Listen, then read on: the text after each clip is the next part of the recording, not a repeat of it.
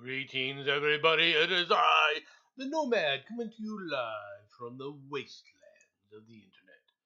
Hope you are all having a good day, and let's start getting to the news, shall we? Oh, before I get to the news, let's do a little chatty thing here to see how things are basically going with some stuff. I had a guy respond to me that, the U.S. has never won a war unless they were beaten on somebody smaller than them. The U.S. is feckless. The U.S. has always needed help. Um, okay. And what part of the United States do you, in U.S. history, do you understand? Because it's obvious you don't understand any of it. And you know, I'm not being sarcastic about anything. I'm being right up front, brutally honest with you. You don't understand American history at all. In 1845, we beat Mexico. Well, 1840s, I should say, in a war. Mexico was far larger than the United States. They were far larger than the United States when they lost Texas. Britain in the War of 1812. Now, a lot of people can say, "Oh no, you didn't win that war." Really? We didn't win the war. We went to war to end impressment and to end British interference by funneling arms to the Native Americans to attack American interests as we sit up there and expanded west. Most people don't know that. Did we attempt to take over Canada in the war? Yes, but that wasn't a war aim. That's not why we went to war. And what did we get at the end of the war? An end of impressment. No Americans were ever impressed anymore by the British Navy. And lo and behold, weapons sales to the Native Americans pretty much ended. And expansion west flourished. When we sit up there and went on the war against Spain, well, Spain was a reduced power by then. Spain had been reduced for a long time in the 1900s, in the early 1900s.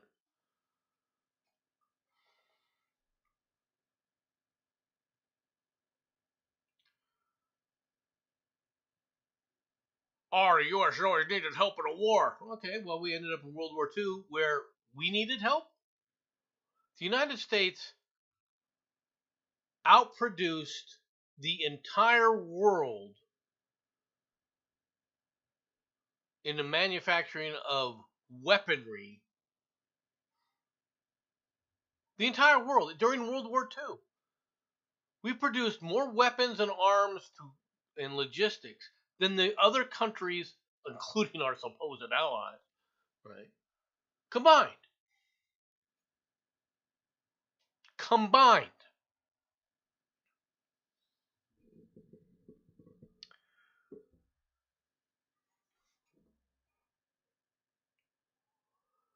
That's not to say that the United States hasn't made mistakes. But Britain doesn't exist without the United States after World War II. In fact, all we had to do was say, you know what, we're not shipping anything to either belligerent, and Britain starves. Literally, starves. In many ways, the worst thing that could happen to Germany after World War II was Hitler declaring war on the United States, because it then precipitated us to sit up there and do the same.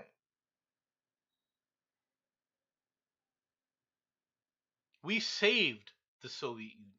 People don't even understand this. Our logistics being given to the Soviet Union was critical in their victory. We basically helped them build all of their armaments outside the range of the Nazi regime. It was American trucks. They were Ford trucks that the Russians were using. But no, it's just the United States. The United States is just big bad, and we don't do anything for the world. What's going on in Iran? You should have done that. We tried, and we're going to talk about some of these issues when we get into it. But we tried. No one's ever said America is perfect, but America is your best friend, unless you want to just constantly stick a finger in our eye, constantly backstab us. UN after UN resolution backstabbed us. Right, the EU has backstabbed us. Even Britain has backstabbed us in the EU, in the UN, constantly voting against our interests and the world's interest as a whole. You want the United States to be there and shed blood for you and treasure for you, but if we don't like something, or we're slightly impacted, or we're getting affected, America bad, America bad. Only America should have to suffer for what we tell them to do. That's the rest of the world right now. Oh, look at the Ukraine. You guys aren't supporting the Ukraine. We shouldn't be supporting the Ukraine. Why should we support the Ukraine? Give me a solid reason. Well, they're a democracy. No, they aren't. Volodymyr Zelensky is no different than Vladimir Putin. Now, if you tell me, well, the reason we should support Ukraine is to throw a monkey wrench into the issues for Russia, hey, you got a point.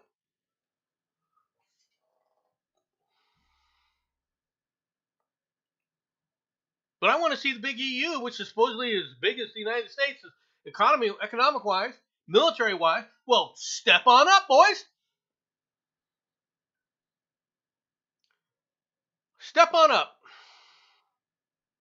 The United States is NATO. Without the United States, there is no NATO.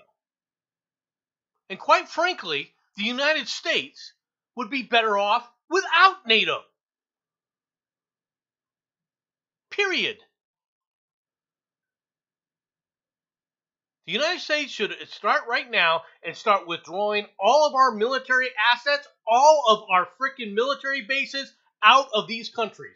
Spain, Germany, Belgium, Denmark, all of them. And let them think happy, happy thoughts about themselves.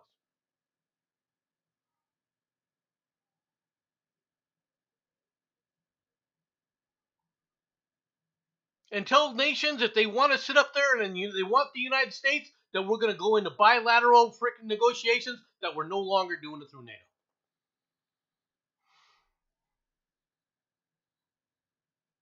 Period.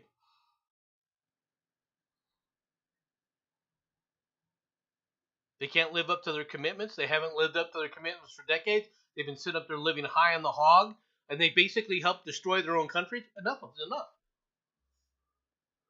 The EU has freaking screwed us over time and time again, playing games with the markets, not allowing U.S. manufacturing in there. Oh, your cars don't meet safety standards. Our cars are far safer than anything on European roads. And yet, supposedly, we don't meet European safety standards, so they tariff the freaking shit out of us with it. And we're supposed to go, oh yeah, well, I mean, we got to be nice with them. We shouldn't be tariffing their goods. We should end this. End NATO now. Trump faces his most difficult Iran war decision. Will he deploy U.S. troops to seize uranium? Uranium isn't the issue. Although that's only one of the issues, rather, I should say. Shouldn't say it's not an issue, it is. President Donald Trump is facing perhaps his most daunting question of the war with Iran, one that could define his time in office. Will he put U.S. troops on the ground in Iran to secure 970 pounds of enriched uranium, right, that Tehran could potentially use to build nuclear weapons? Trump has offered shifting reasons for launching the war, but he's been consistent in articulating the primary objective in joining Israel in military action is ensuring Iran will never have a nuclear weapon. The president has been more circumspect about how far he's willing to follow through with his pledge to destroy Iran's weapons programs once and for all, including seizing or destroying the near bomb-grade nuclear material that Iran possesses. Much of it is believed to be buried under the rubble of a mountain facility pummeled in U.S. bombings. Trump ordered last June that he had claimed obliterated Tehran's nuclear program. It's risky, complicated project that many nuclear experts say cannot be done without a sizable deployment of U.S. troops into Iran, a dangerous and politically fraught operation for the Republican president, who has also vowed not to entangle the U.S. in the sort of extended, bloody Middle East conflicts that still loom large in America's psyche. Okay, well, you're talking to one of the Americans. We needed to do this to Iran when we were over in Iraq. Right after we ended the ground war in Iraq, the major ground war, and we're funneling over to occupation, we should have been immediately preparing to go into Iran and pound the crap out of them and go in there and take them all over. Now, Iran is different than Iraq. I want people to understand this. Iran and Iraq are neighbors, but they're not the same. They're not the same culturally, they're not the same mentally, and they're not the same from a societal perspective. Iraq is a bunch of freaking warlords. Iran is a regular nation state, a full-blown nation state along the lines of Japan in prior to World War II.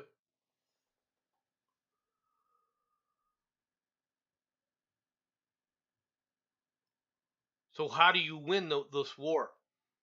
Well, eventually we're going to have to go in with B-52s and level parking lot by parking lot until areas are to the point where the people say, you know what? Continuing to follow the Ayatollahs is not going to it's not survival. That's what it's going to take. We had to drop 2 sons on Japan before they realized it.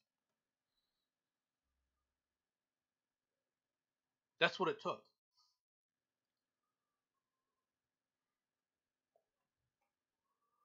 I'm not advocating for the dropping of sons, but I am advocating that, yeah, we're going to have to go in there and grab forces. In this case, however, there are limited objectives. Go in there, grab the uranium, get it the hell out. How can we do it? We have to secure an area. In some ways, it'd be even easier because we'd be slaughtering the people who keep trying to go against us time and again. It's easier than a pacification. I have no intention of doing pacification. Let the Iranians pacify themselves.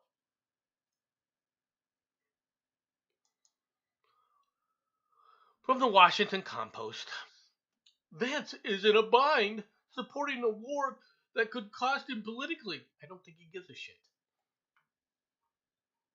You see, Vance doesn't care about that.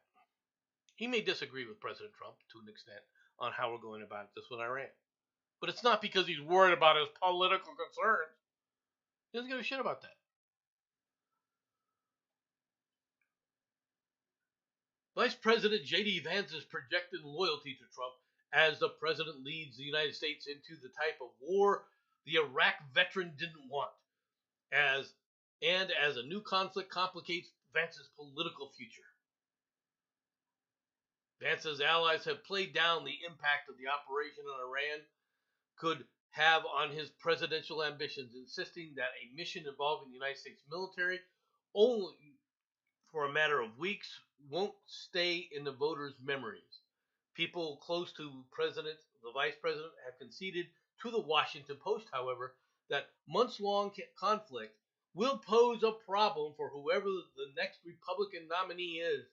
People who spoke on the condition of anonymity, to comment on private discussion.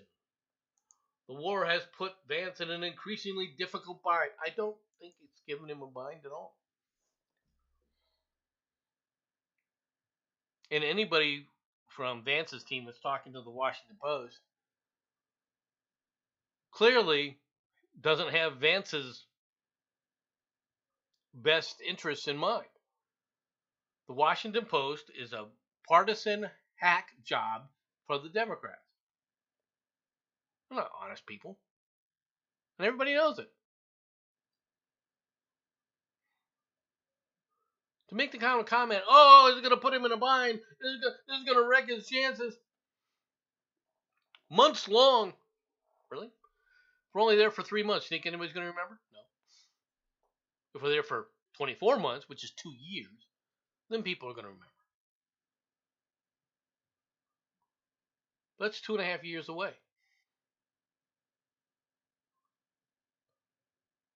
Now, J.D. Vance, like me, right,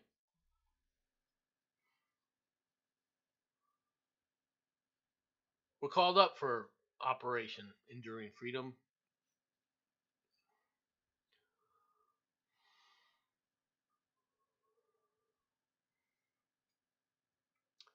Etc. But Iraq is not Iran. Iran has always been a bigger threat.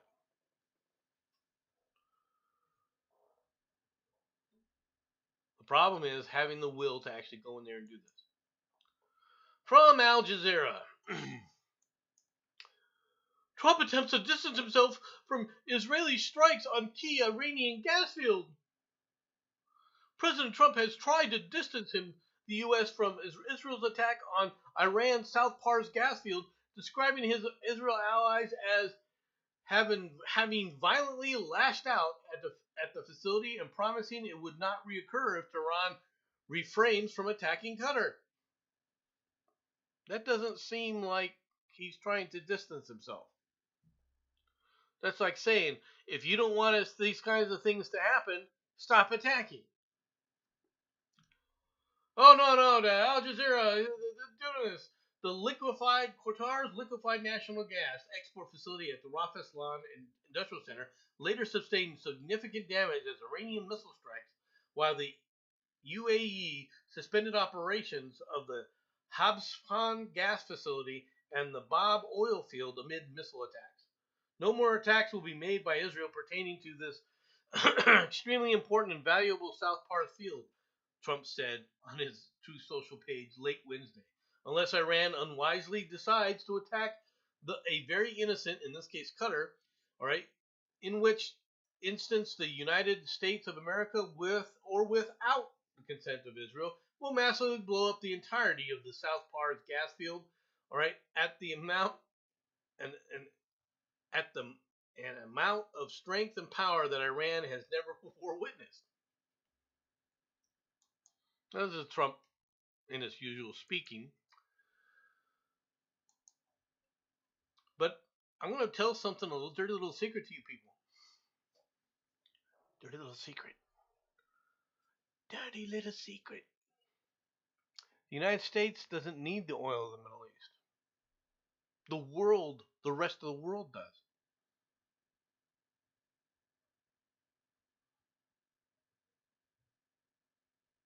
No, we've got a lot of idiots in this country. California has gone from 65 oil refineries to under 8 now because of its policies, a single state. But that's not the United States. Drill, baby, drill is not a joke. We can easily recover it.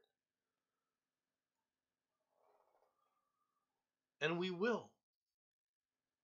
But the rest of the world, you guys can go suck eggs. How could you say that, no man? How could you say that? You're our allies. They're not our allies. They're backstabbing weasels.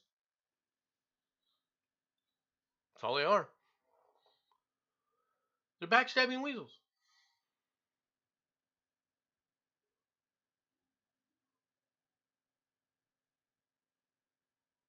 Every time the United States was actually trying to fix something, right? If it doesn't go perfectly and rapidly, what do our supposed allies do? They backstab us in the UN, time and again.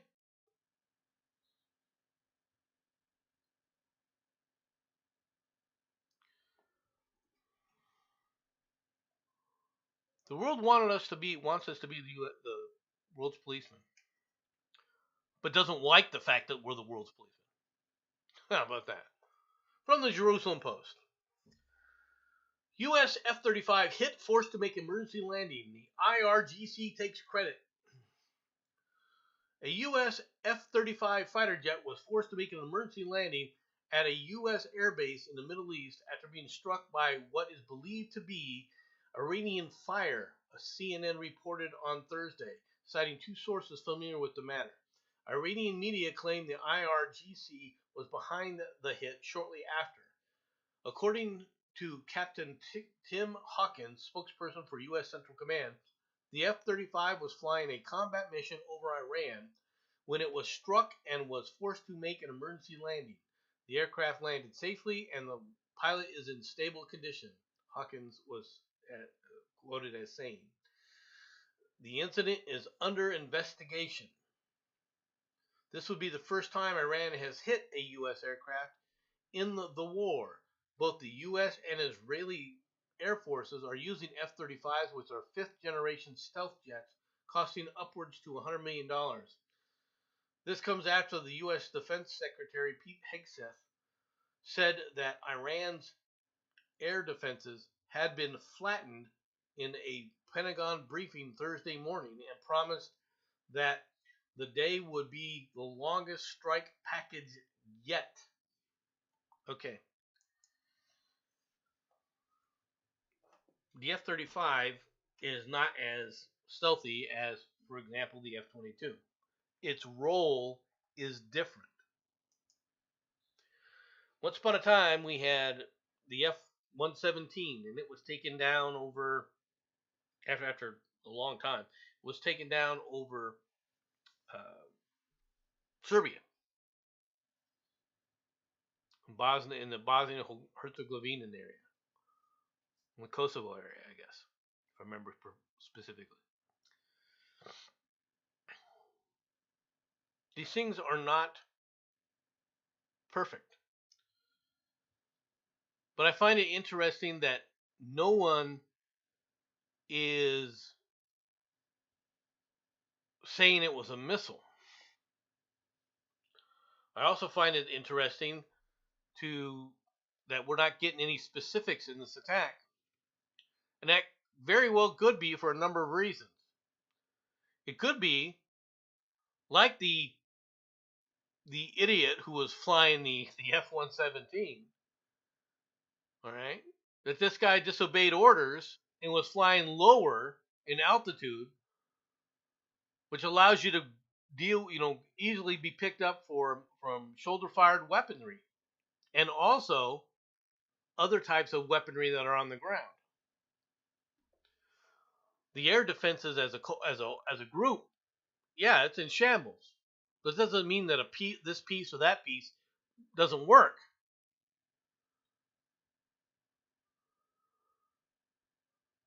Especially if the F-35 was doing something that it shouldn't have been. Just like when the F-117, the F-117 flew too low, was ordered not to go as low as he did. He did it anyway.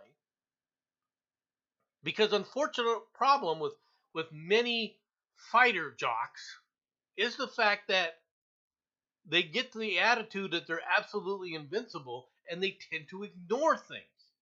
They intend to ignore orders.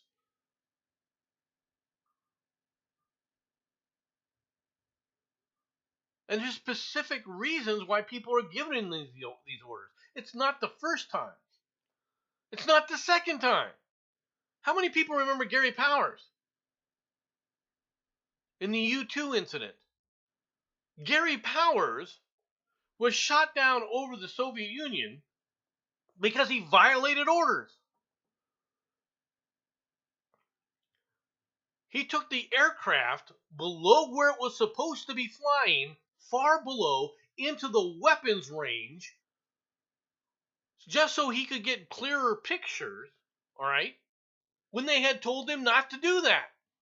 If it's cloudy, it's cloudy. Deal with it.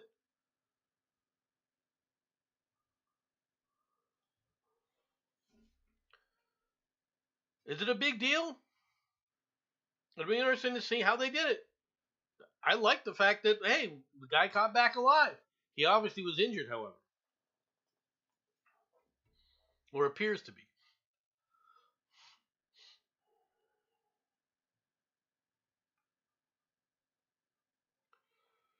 On to the next story.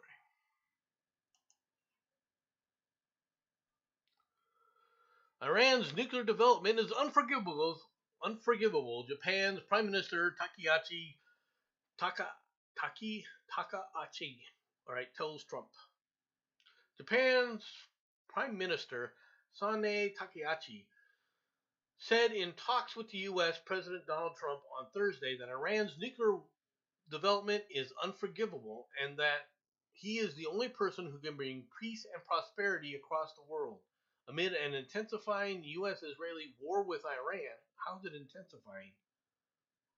Right? Takaichi emphasized that the security environment is severe not only in the Middle East but also in the Indo-Pacific region, apparently with China in mind. With the war fueling crude oil supplies concerns, Takaichi has said at the outset of the highly anticipated talks that she will make a proposal to Trump to stabilize the global energy market. This includes releasing some of their oil reserves onto the world market. Meanwhile, in the AP, about 90 ships crossed the Strait of Hormuz as Iran exports millions of barrels of oil despite the war. Hong Kong AP. About 90 ships, including oil tankers, have crossed the Strait of Hormuz since the outset of the war with Iran and is still exporting millions of barrels of oil at a time when the waterway has been effectively closed, according to maritime and trade data platforms. Gee, I wonder why. I wonder how they're able to do that. Many of the vessels that passed through the strait were so-called dark transits, evading Western government sanctions and oversight that is likely to have ties to Iran, maritime data from firm Lloyd's List Intelligence said. More recently, vessels with ties to India and Pakistan have also successfully crossed the strait as the governments step up negotiations. Crude prices spiked to above $100 a barrel. U.S. President Donald Trump pressured allies and trade partners to send warships to reopen the strait, hoping to bring oil prices lower. Most shipping traffic through the Strait of Hormuz, a waterway for global oil and gas transport that supplies roughly one-fifth of the world's crude oil, has been halted since early March. After the war started, about 20 vessels have been attacked in the area. However, Iran has still managed to export well above 16 million barrels of oil since the beginning of March, trade data and analytics platform Kepler estimated. Oh, okay, so you don't have any actual evidence for this stuff, you just estimate it. China is the biggest buyer of Iranian oil. Personally, we want to close the Straits of Hormuz, that's what we should do. We should flat out say there's nothing coming out of here unless we sit up there and do it. And here's how we're going to go through things.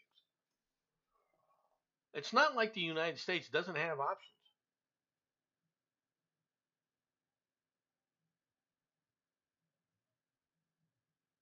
It's not like we can't sit up there and say, you know what, nothing comes out of here.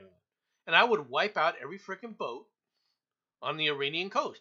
I don't care if it's a rowboat. I would wipe it out. That's what I would do. Trump's not doing that. Trump's trying to do this by just slowly increasing pressure day after day. It doesn't matter if you slowly increase the pressure day after day at this point with these idiots. You might as well start wiping out them completely.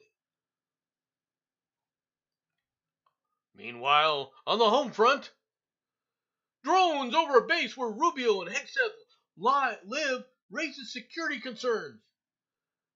U.S. officials detected unidentified drones above the Washington Army base where Secretary of State Marco Rubio and Defense Secretary Pete Hegseth live, according to 3 people briefed on the situation. Officials have not determined where they came from, 2 of the people said. The military is monitoring potential threats more closely because of the heightened alert levels as the United States and Israel strike Iran, according to senior administration official who spoke on the condition of anonymity, discuss sensitive security matters. Multiple drones were spotted over Fort Leslie J. McNair on a single night in the last 10 days, the official said, prompting increased security measures and a meeting at the White House to discuss how to respond. The drone sightings in Washington come as the U.S. issued a global security alert for overseas diplomatic posts and locked down several domestic bases because of threats. This week, Joint Base McGuire-Dix Lakehurst in New Jersey and MacDill Air Force Base in Florida raised their force projection levels to Charlie, a designation that means that the commander has intelligence indicating an attack or danger is possible. I personally think that they should be Charlie across every defense platform, but that's just me. Of course, the Iranians could do something. I'm not trying to minimize the threat that Iran poses. But the fact that Iran poses these kind of threats to people in their minds should tell you whether or not an attack is imminent.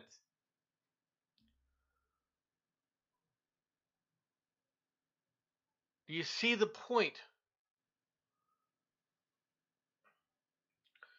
Iran threatens the United States with 12 nuclear weapons.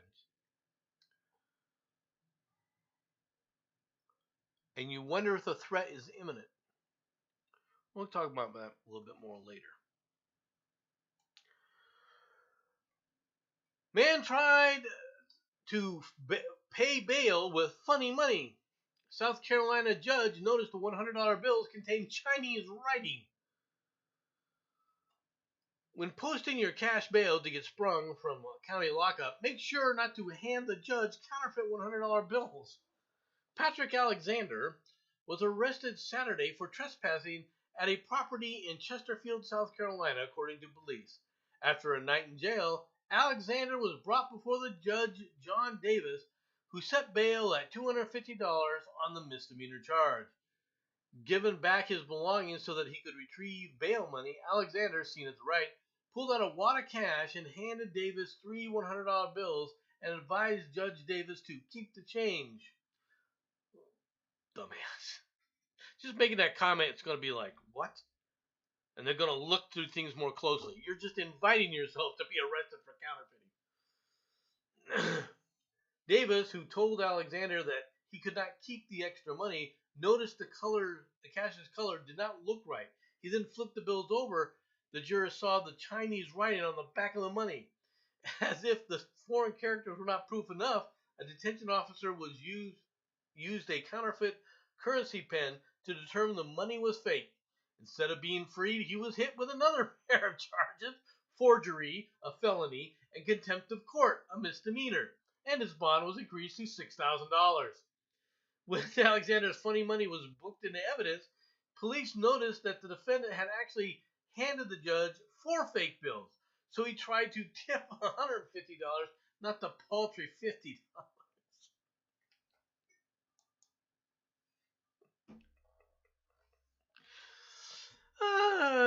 He probably would have gotten away with it. He just sit there and go, here you go.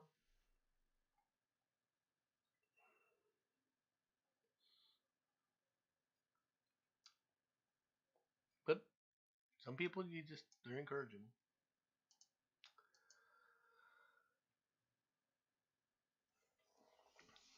Gabbard deflects questions about intelligence on foreign interference in U.S. elections. Gabbard was repeatedly asked by Democrats at today's House hearing if there was intelligence that showed a foreign actor had tried to interfere with the 2020 election, but she offered no specific information, saying only that her office is still investigating the issue.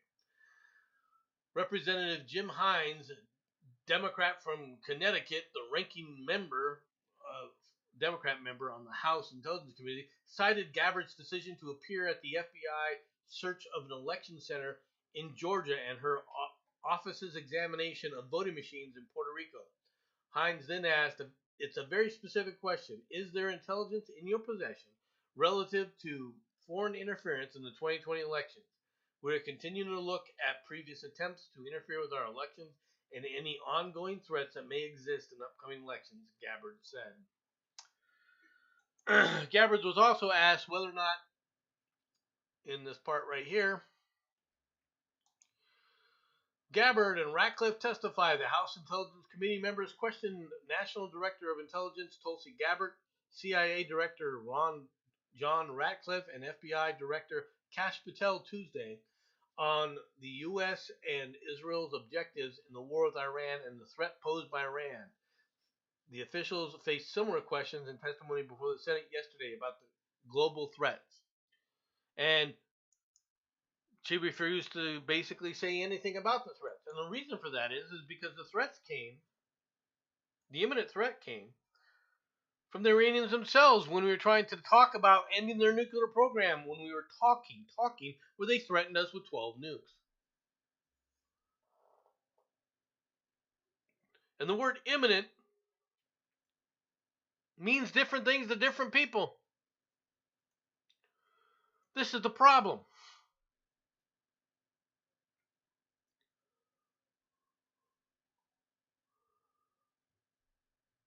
They were basically saying, well, the threat, we can build the nuke, 12 nukes in a week, less than a week, which is what the Iranians basically said. Is a week imminent? Is a year imminent? Is 2 years imminent?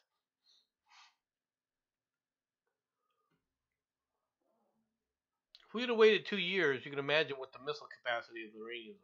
You're seeing the missile capacity right now. It's going to take quite a bit more bombing to sit up there and end the missile threats and the drone threats. It's degraded. They're not able to fire off nearly as many now, but they're still able to fire some. And they still achieve results. Not the results they're looking for, but at least some results, some positive results from their perspective. Trump's trying to end it completely.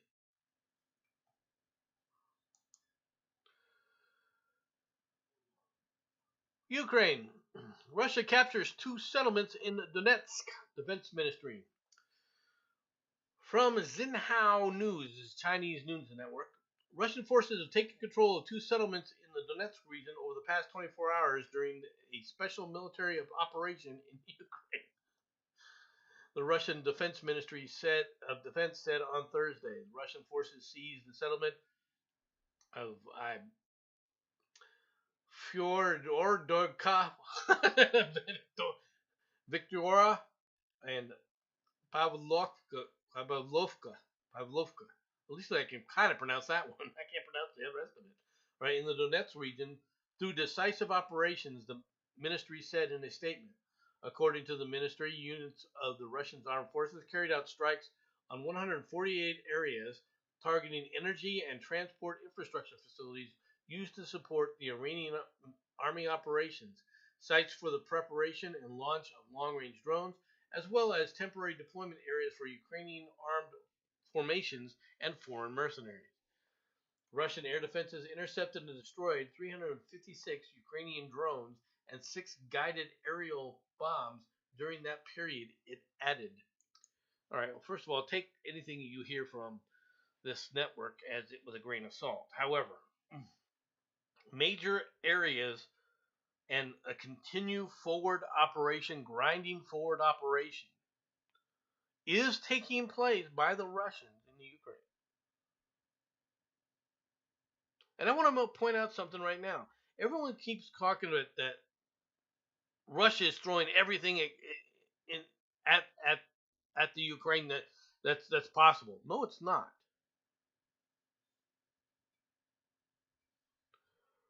The military of Russia is much more vast than people give it credit for, and they have not gone full bore, all right, against the Ukrainians. In order to do that, they would have to weaken other sectors that they find critical to their national defense, and they're not willing to do that. You have not seen them go in there day to day with backfire bombers and level city after city so it doesn't exist anymore. And they have that ability to do that. They got plenty of backfire bombers. They got plenty of bombers they could bring in, all right, and just totally obliterate the entire area, leaving nothing left.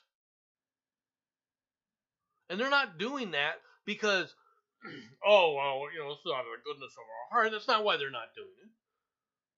They're not doing it because they're terrified that if they start taking those assets away from where they want to utilize them, that'll weaken them to such a degree that they'll be subject to invasion by other foreign powers, including their supposed great ally to the south, China.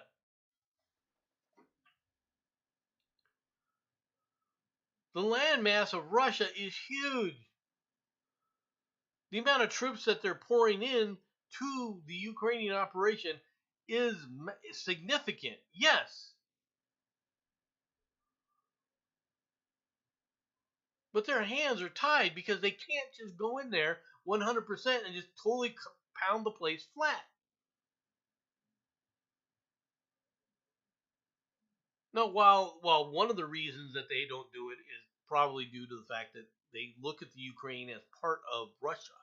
Why do I want to destroy everything that's part of Russia already? They've always looked at it like that. But the main reason is because they have no problem killing their own people. The main reason is they would have to weaken other sectors, and they would be subject to exploitation in those other areas. For what gain?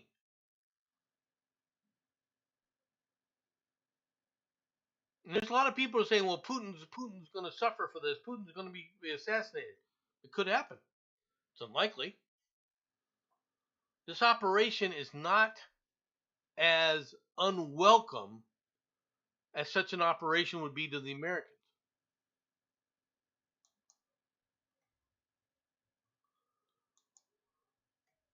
Should have done this one earlier. U.S. Intel report calls Japan's Prime Minister's Taiwan remarks a significant shift. Japanese Prime Minister Sanae Takahachi's remarks last year about Tokyo's likely response to a Taiwan contingency represented a significant shift for a sitting leader of the country, a U.S. intelligence report said Wednesday. No shit. Duh. It was a shift last year. What a surprise. The report said that her explanation that a potential Chinese invasion of Taiwan would be recognized as a survival-threatening situation for Japan is worthy of attention, as it would provide the legal justification for the country's involvement. Annual threat assessment of the U.S. intelligence community noted that China, which regards Taiwan as an inalienable part of its territory, seems concerned that Takahachi's November parliamentary remarks will reinforce the self-ruled island's independence movement. Takahashi argued that her views were nothing new and consistent with the Japanese government's interpretation of the phrase under its 2015 security legislation that could prompt the country to exercise the right of collective self-defense or defend allies even when it's not directly attacked. That's because the ties to Taiwan for Japan are intrinsically linked in a way that they are not with the United States, if for no other reason, because of the proximity of Taiwan.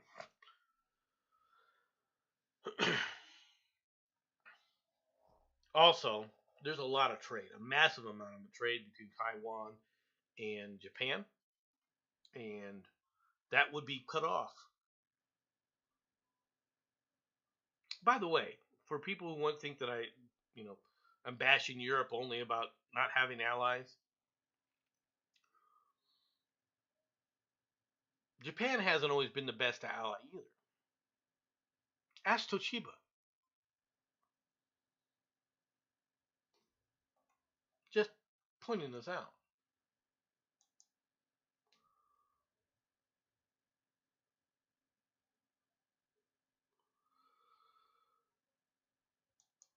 From Politico. Dun, dun, dun, Senate at risk if DHS shutdown continues, Thune says. The Senate Majority Leader John Thune suggested Thursday the Senate will not go on recess as planned at the end of next week if the Department of Homeland Security isn't funded by then. We need to get this resolved, and it needs to get resolved, by the end of next week. I can't see us taking a break if the department is still shut down. Thune's comments to reporters came as a bipartisan group of senators, including members of the Appropriations Committee and a clutch of Democrats that helped negotiate the end of the last shutdown, met privately on the Capitol with Tom Homan, Trump's border czar. The meeting, coming as TSA staffing issues create long lines at some airports, was the first sign in weeks of potential momentum in the DHS funding, but it ended without a breakthrough, people who participated said, because the Democrats haven't decided that they support America over illegal aliens yet. That's the reality. On another front, judge throws prosecutor out of court and orders leaders of New Jersey's U.S. Attorney's Office to testify. Vexed by the Justice Department's chaotic oversight of federal prosecutions in New Jersey, a judge on Monday threw a government attorney out of the hearing and ordered 3 officials in charge of the state's U.S. Attorney's Office to answer his questions under oath. U.S. District Judge Zahid Kuwarishi lit into prosecutors after another judge ruled last week that the Trump administration's decision to replace interim U.S. Attorney Alina Habba with a trio of officials was another violation of the Constitutional Appointment Clause, which requires Senate confirmation. The officials, Philip Lamperio, Jordan Fox, and Ario Foteshishi, I'm not trying to butcher your name, have remained in charge pending an appeal. Karashi's quizzed U.S. Attorney Daniel Rosenblum about his office's current management structure and whether Habba, a Justice Department senior advisor, has any role in running the office, which she has denied. When Rosenblum's supervising attorney interjected, Karashi accused him of trying to blindside the court and ordered him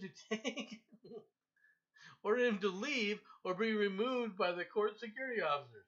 The judge vented his frustration as he was preparing to sentence a man for possessing child sexual abuse material, a case that he said had been compromised by sloppy investigation and the U.S. Attorney's Office haste to reach a plea agreement. The sentencing was rescheduled. You have lost the confidence and trust of this court. Like they care. I hate to say this, but sloppiness out of the Justice Department has been going on for years because it's been infested with woke. going to take a long time to freaking get rid of it. The incompetence that people don't understand about wokeism has nothing to do with whether or not somebody of color can or do something that another person, not of color, lack of a better term, right, can do. Has nothing to do with it. Just like on a basketball court. There's plenty of freaking white basketball players, right?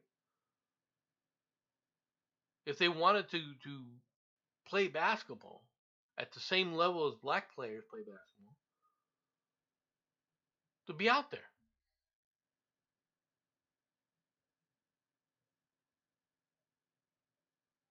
Now, is there a bias intrinsically to an extent? Obviously.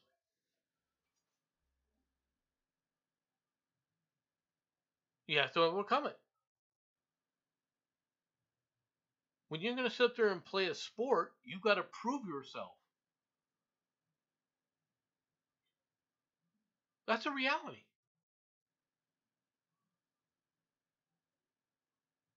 You got to prove your skills. You got to prove your ability. Does that mean that certain people aren't going to be able to go? Yeah. If you're 5'7", guess what? You're not going to be in the NFL. It's very unlikely. You're not going to be the quarterback. You're not tall enough to see over the line. Even a guy 5'10" is looked down upon. But if you're 5'7", you're probably not going to make it. That has nothing to do with the color of your skin. Are there exceptions to the rule? Of course.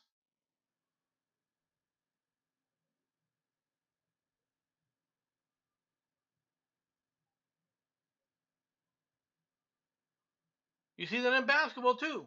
Short people can't play. Are there exceptions? Yes. They're few and far between.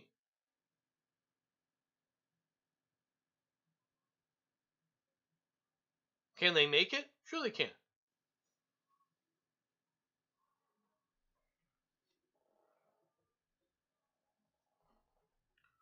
Are there biases? Yes, there are.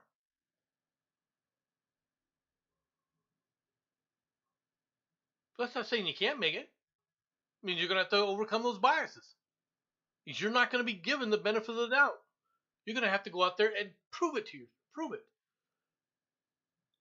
It's the way it is.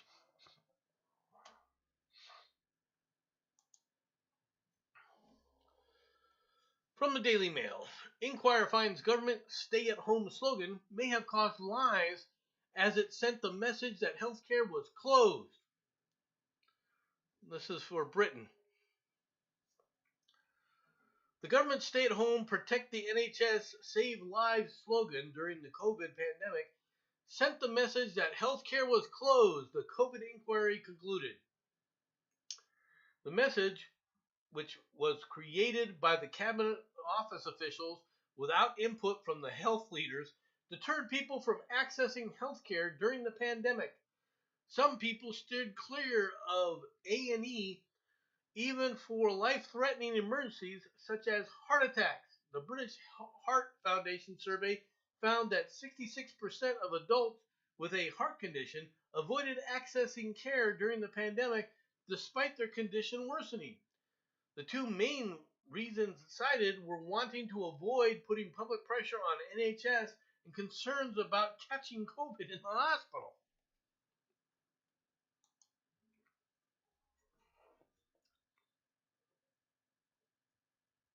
There's another dirty little secret that there seems to be a correlation for, and people are trying to do studies on now. And that is people with COVID that were told to stay in home and not go out had a higher fatality rate than those people who got COVID, refused to stay in the house, and went on with their daily lives. Now, correlation does not necessarily indicate causation. For example, people who are staying home may just be that much sicker and deciding not to go to work. But the COVID lockdowns did not seem to have the positive effect that everyone in the DHS was trying to claim. And here in the United States, that the FDA was trying to claim. And that's a reality.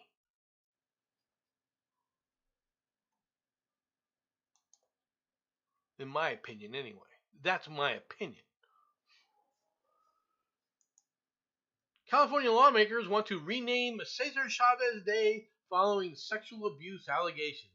This is cancel culture, folks. From Phoenix, the AP, two of California's top lawmakers announced Thursday they want to rename Cesar Chavez Day following the stunning abuse allegations against the revered labor leader. Political leaders in states and cities are considering similar moves after the allegations became public, accusing Chavez of sexually abusing girls and the co-founder of the United Farm Workers America's Union, Doris Huerta. There have been calls to alter memorials honoring the man who in the 1960s helped secure better wages and working conditions for farm workers and has long been revered by many Democratic leaders in the United States. And leftists. By many leftists in the country. By many Marxists in the country, because he was a Marxist. Washington Governor Bob Ferguson's office said Thursday that he won't issue a proclamation honoring Cesar Chavez Day this year. Didn't have any problem doing it last year. The California Museum said it will remove Chavez from the state's Hall of Fame. Celebrations of Chavez in Texas and in his home state of Arizona have been canceled at the request of the Cesar Chavez Foundation. The guy was a commie. The guy was also charismatic. He was also very anti-immigration, illegal immigration, massively against illegal immigration. And Dolores Huerta, making these allegations 60 years later, 30 years after the man has died. I'm sorry. But your allegations are no more credible than anything else. Why should anybody believe Huerta? Oh, well, I was keeping quiet because I didn't want to hurt the farm workers union. So I took it on the chin, so to speak. He forcibly sexually assaulted me. The other time he just coerced me.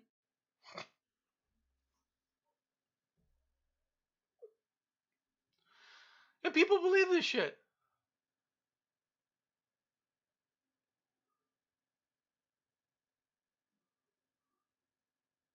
People believe it. People believe them. Oh, look at this. And I'm not saying the accusations aren't real. I don't know.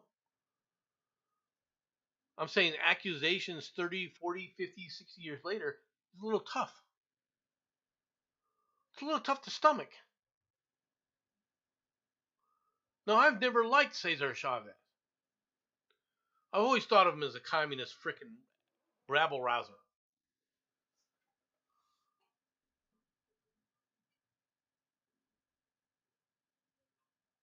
His attempts to unionize the United Farm Workers, all right, largely, a lot of people give him a lot of credit for it, but the problem is it largely failed.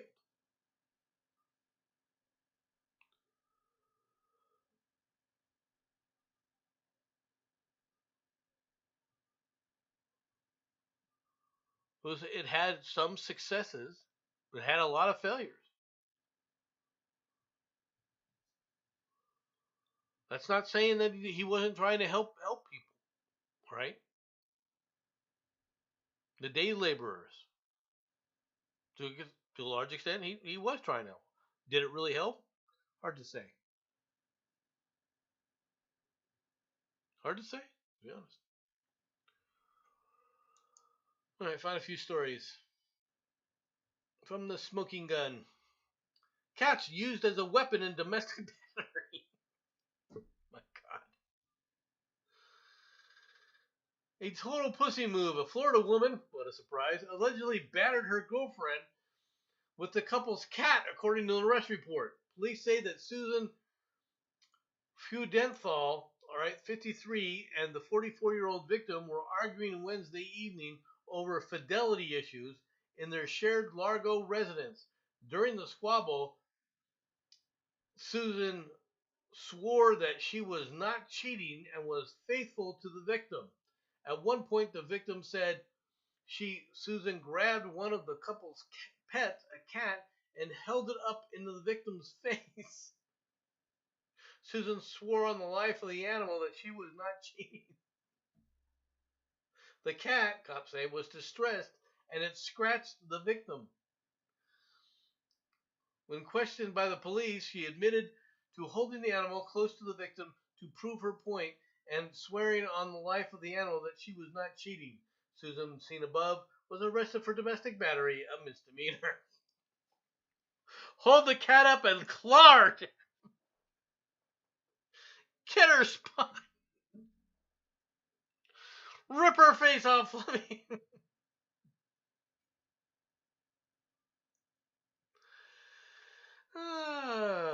According to the arrest report, which lists the weapon used as in the alleged battery as a feline, Susan has lived with the victim for 4 years and was arrested last year for allegedly punching her girlfriend in the mouth during a drunken argument about the relationship.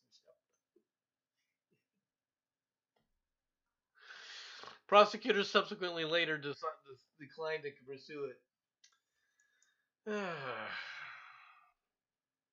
Unbelievable. Final story. Possum disguises itself among plush toy animals in Australian airport gift shop. Wanted to blend in.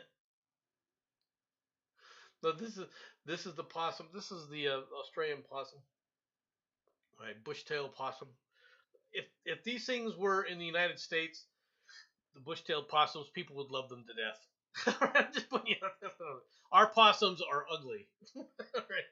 Possums in the United States are freaking hideous. On shows crammed with cuddly toy native animals in the Australian airport gift shop, one fluffy possum stood out. Its big brown eyes were moving. A browsing passenger first spotted a living Australian bush-tailed possum peering out from among the kangaroos, right, on the display shelf at the department terminal shop in Hobart Airport in Tasmania State on Wednesday. An airport retail manager, Liam Bloomfield, said on Thursday. Above the possum were bilbies, marsupials with rabbit-like long ears, and dingoes, Australia's native dog. Beside the possum, in the kangaroo section, were the Tasmanian devils and a growling carnivore that inspired the feisty Warner Brothers cartoon character Taz. A passenger reported it to, and one of the staff on the shift who couldn't quite believe what she was hearing.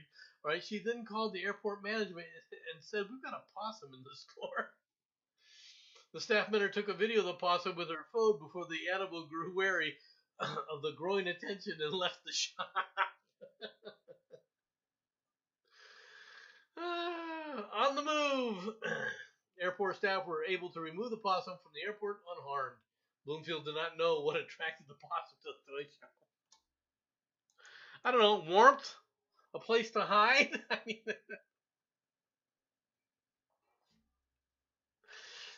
that's what it was. That's what it looked like to me. It was looking for a place to hide where no one would mess with it. How the possum got into the store and how long it spent there are also unknown. It's unlikely to have been placed there as a prank. Right? Someone would have had to have put the possum through the X-ray screen to get into the secure terminal departure area.